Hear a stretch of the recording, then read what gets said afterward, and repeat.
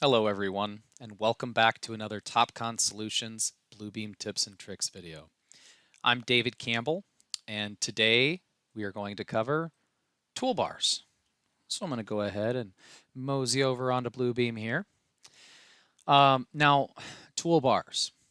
A lot of you see them when you get into Bluebeam Revu. Now they could have many different places where you can store them. Either you can organize them here up top, or you'll notice that you can actually drag them down along the side.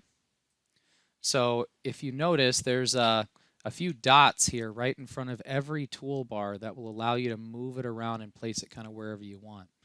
Now, a tip and trick, another kind of tip and trick that I would have for this, for these toolbars here, would be actually organizing or merging them, or let's say customizing them completely. So what I did here is a simple right click next to any of your toolbars.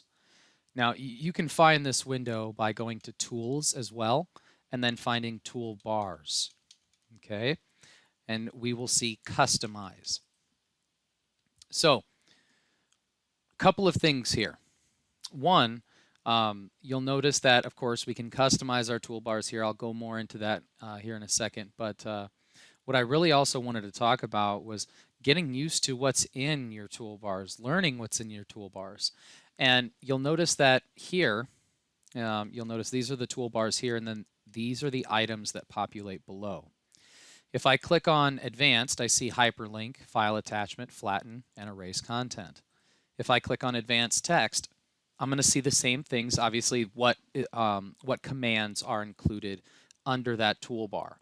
But in this sense, again, it helps you kind of learn what the different toolbars have in them. Now, you'll also notice, like with my Edit toolbar here, I have Undo, Redo, Cut, Copy, Paste, Format Painter, and a few other tools.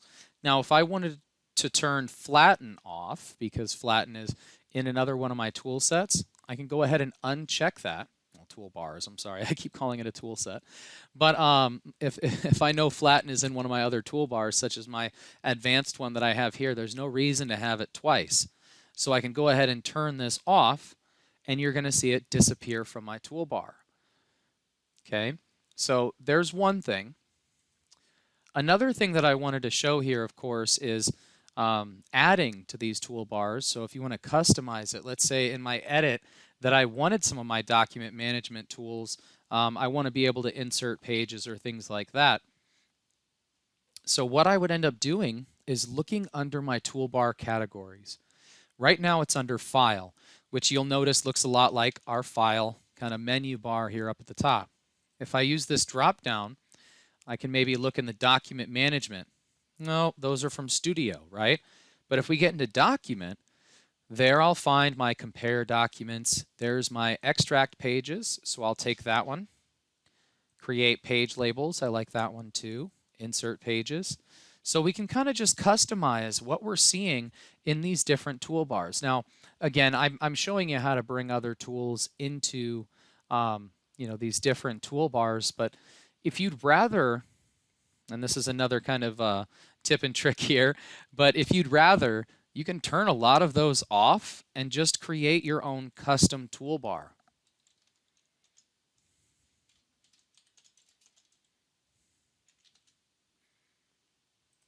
All right, now in that sense, we see my new custom toolbar there. I can choose any of my tools here to put into it. So if I wanted to put some of those document tools, I could do that.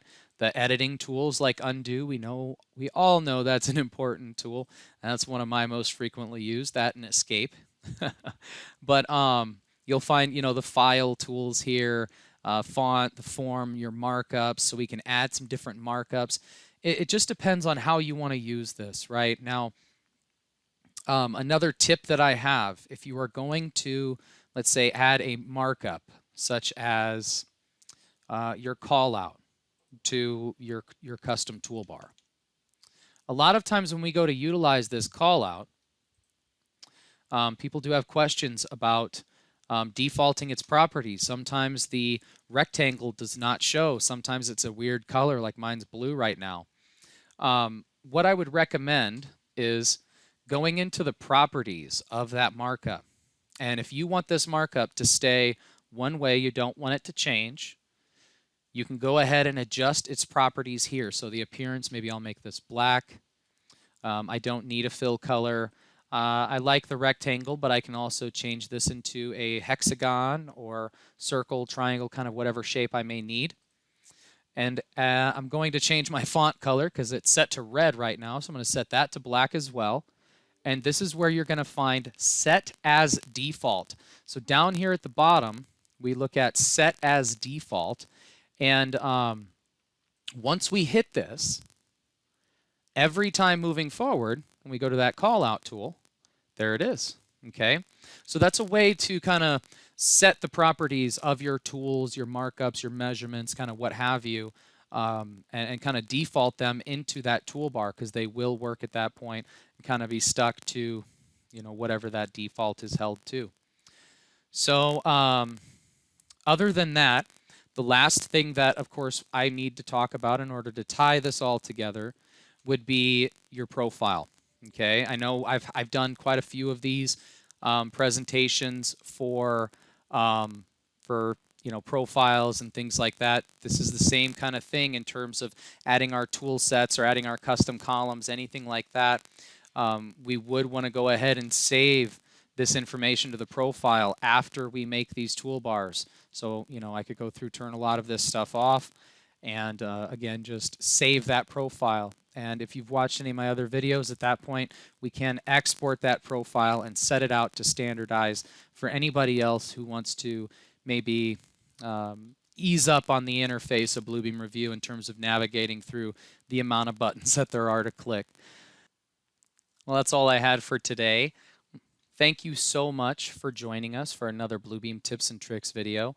Be on the lookout for our other tips and tricks videos. You can usually find them on our YouTube channel under the Topcon Solutions store.